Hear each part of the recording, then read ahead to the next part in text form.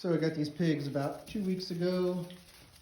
Oh, they were 3 weeks old at the time. And, I'd say they're 40 pounds maybe, somewhere around there. And I got them in this old chicken coop. And there we go. I put a heat lamp on them because here in Indiana, actually for May, what is it, the 8th or so, it actually had a freeze warning last night. So I put a little heat lamp on them just to make sure they were comfy.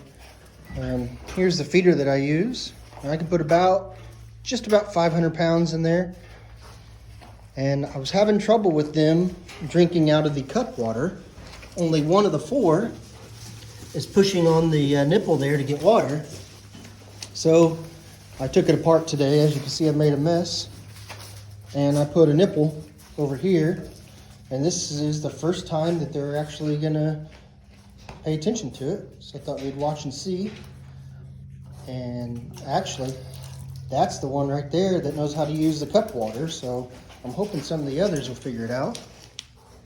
And so we'll just watch and see.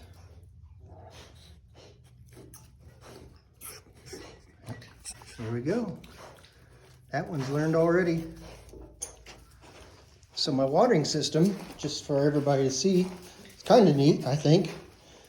So I got these 2 waters. They come up to a Y with 2 controllers, one for each side. So I can turn one off and work on it whatever I want. And then it goes up the rafters. Get over here. Goes up in the rafters. And then it comes down outside this window, comes down to the hydrant right there. So in the wintertime, all I do is turn the water, I bring a tank in with a heater, and then I just turn the water on and it fills it up right through here. And I just put a plain hose and take those down in the wintertime.